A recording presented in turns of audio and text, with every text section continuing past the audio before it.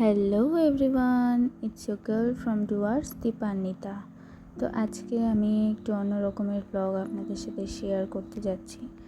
তো by profession আমি as a মডেলও কাজ করি।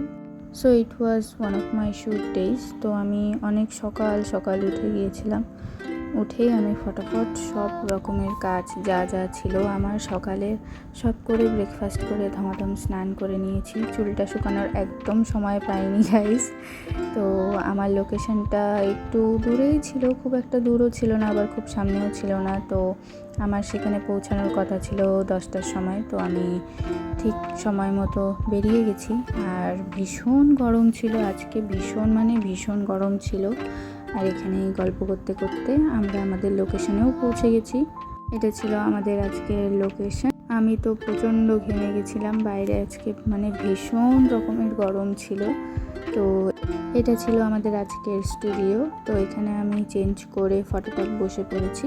এখানে আমার হেয়ার ক্রিম্পিং শুরু হয়ে গেছিলো। গাইজ, তোমরা যখনই কোনো হেয়ার স্টাইলিং প্রোডাক্ট ইউজ করবে বা কোনো মেশিন ইউজ করবে, তার আগে অবশ্যই সিরাম ইউজ করে নেবে, হিট প্রোটেকশন ইউজ করে নেবে, যাতে তোমাদের চুলটা ড্যামেজ না হয়।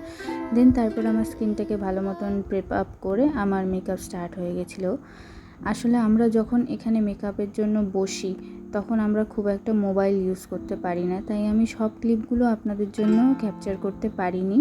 এখানে মোটামুটি আমি যতটা সম্ভব ততটা ক্যাপচার করেছি আপনাদের সাথে শেয়ার করার জন্য। এটা ছিল আমার আউটফিট। আমার মেকআপ মোটামুটি কমপ্লিট হয়ে আসছিল, এখন পালা ছিল আমার হেয়ার স্টাইলে। তো এই ছিল আমার আজকের লুক। আমার তো ভীষণ ভালো লেগেছে, খুবই সুন্দর একটা জুয়েলারি সেট ছিল। It was giving such a royal look, I love that. তো এখানে আমার মেকআপ হয়ে যাওয়ার পর আমি কিছু ক্লিপস নিচ্ছিলাম আপনাদের সাথে শেয়ার করার জন্য। Earrings was so heavy that I couldn't wear them for so long, so I took that off. তো আমাদের সম্পূর্ণ লুকটা কমপ্লিট করতে করতে প্রায় 3:30 মতো বেজে গিয়েছিল। তারপর আমরা ফটোগ্রাফারের আসার ওয়েট করছিলাম। দিদি কিন্তু মেকআপটা ভীষণ সুন্দর করেছে, তোমরা ফিনিশিং দেখে বুঝতেই পারছো। আমার তো খুব ভালো লেগেছে ফিনিশিংটা, ইট ওয়াজ অসম। তো তারই মধ্যে আমাদের ফটোগ্রাফারও চলে এসেছিলো। তো এখানে শ্যুট শুরু হয়ে গিয়েছিল। তো আমি খুব একটা বেশি ক্লিপ নিতে পারিনি, যেহেতু ফোনটা আমার হাতে ছিল না। আমি দিদিকে বললাম কয়েকটা ক্লিপ নিয়ে দাও, আমি ব্লগে অ্যাড করব।